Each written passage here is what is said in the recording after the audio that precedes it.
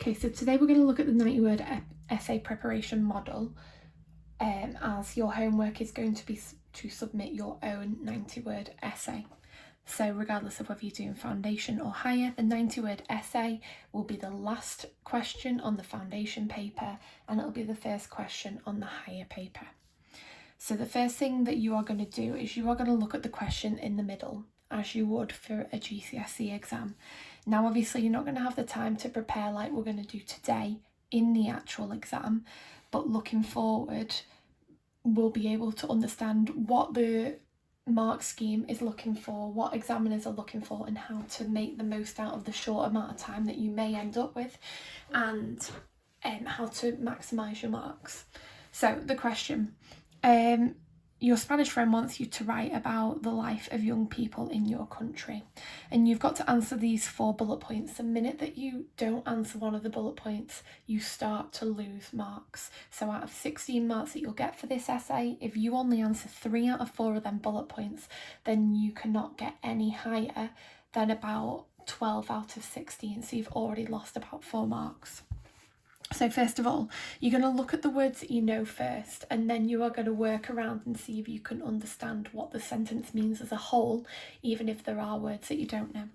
So for the first one, we know comes looks like comer, comes from the verb comer, so we know that that's about eating. We know that normalmente is normally, and then que is our question word, which means what, which we should know at this point. So putting that together, what you normally eat.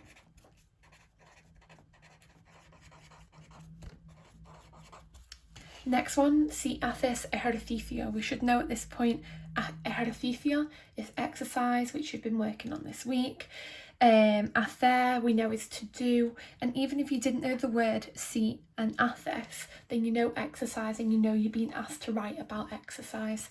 So you can gather that you're going to be asked about what exercise you do.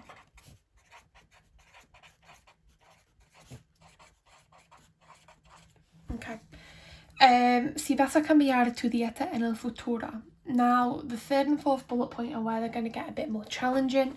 We can pick out that we know the word dieta, which is diet, and we know the word futuro, which is future. So something, diet in the future, you're obviously going to have to talk about how your diet is going to be in the future. That means that you're going to need to use the future tense, which has already been used in the question here. Si vas a cambiar. Future, voy plus a plus the infinitive. So that's about how your diet will be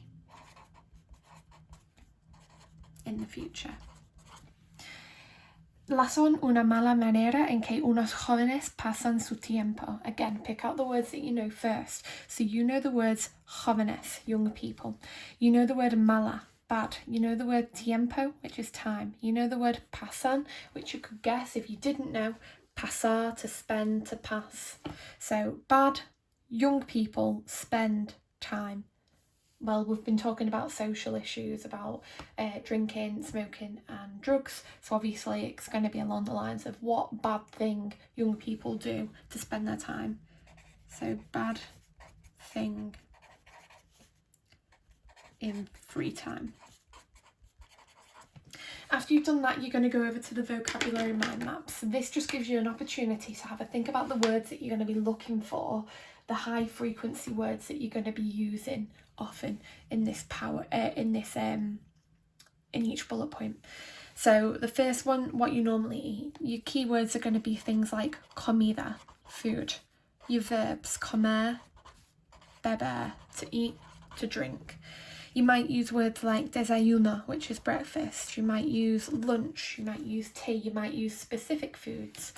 For the next one, you're talking about exercise. So you're probably going to use the word ejercicio, exercise. You might use the word hacer, to do exercise. If your favourite type of exercise is running, you're probably going to use the word correr, to run. It might be football. It might be jugar. It might be to stay in shape, estar en forma. Pick the words that are relevant to you and what you are going to talk about. How your diet will be in the future. So you're probably going to be using the words en el futuro. You're going to use the word dieta. You might say balanced diet, dieta equilibrada. You might say that you'd like to drink more water. So, me gustaría. You're going to be using the future tense often, so you're going to be using voy, a, and then the infinitive. They're your main words for that bullet point. And then finally, a bad thing that young people do. You're going to pick the things that you are going to talk about. So it might be el alcohol. It might be las drogas. You're probably going to use the word malo, bad. You might use the word peligroso, which is dangerous.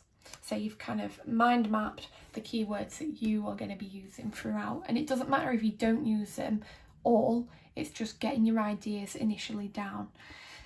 Adjectives. So you could write a 90-word essay in detail, high level, but if you've not got adjectives and you've not got opinions saying why or why you don't like things, whatever, then you're not going to get the marks. So adjectives are key. So you're going to think of 3 adjectives that are going to link to each of these bullet points. So if you're talking about food, you're probably going to pick words like healthy, so sano. You might pick rico, which is tasty. You might pick grasienta, which is greasy. Nice and quick. Next one, what exercise you do. So you could say favorito, your favourite sport.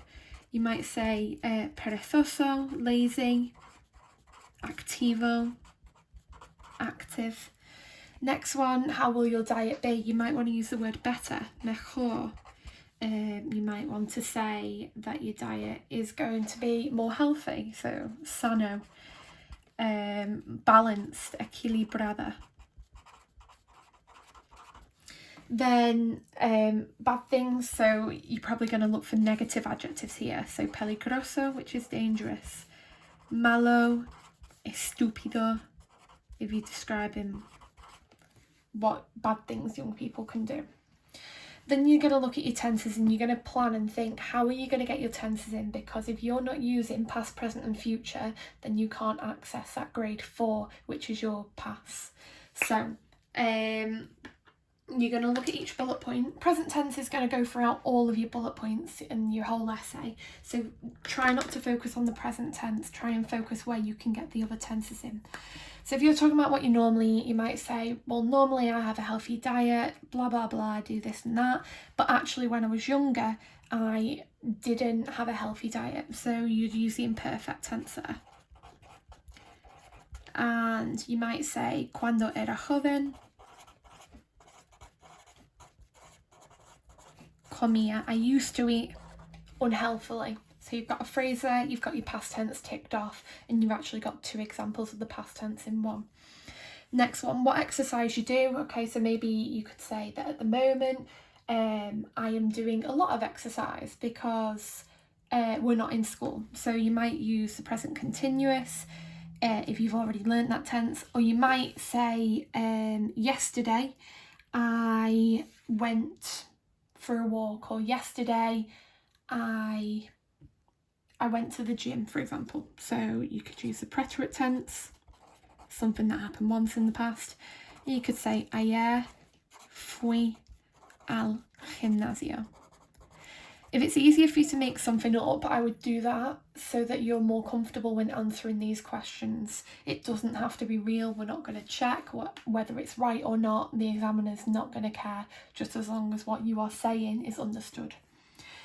Next one is what you're going to do to change your diet. If you're going to change your diet in the future, so obviously you're going to use a future tense here and use the one that's in the question. So use the near future.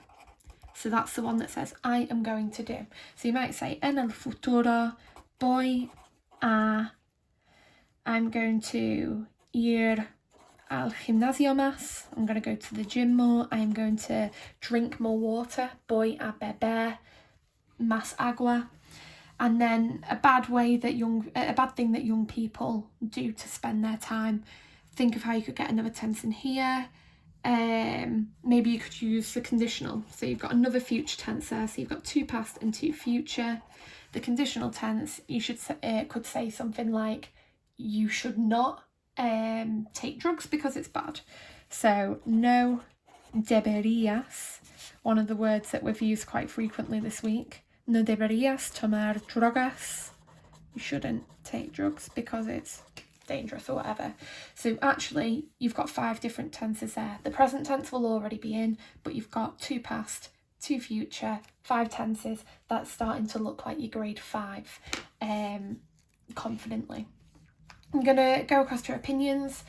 Just think of what opinions that you might want to talk about with food, right? So your opinion for this one might be what you normally eat. My favourite food is, so mi comida favorita es. It's all good and well saying my favourite food is this, but if you've not justified it, you're not getting the mark. So you could say my favourite food is fajitas because they are tasty. Always say why. That is your opinion. Maybe you could say no me gusta el ejercicio. I don't like exercise because it's boring. As long as you've justified it, it is fine. Obviously, if you are not as confident, use stuff like no me gusta, me encanta.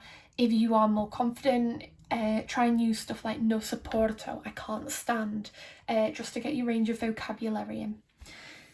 For the next one, if you're going to change your diet in the future, you could say it's important to change my diet in the future, or it's important to have a healthy lifestyle because it's good for your body. Es importante to do whatever because, so you've given an opinion about living a healthy lifestyle.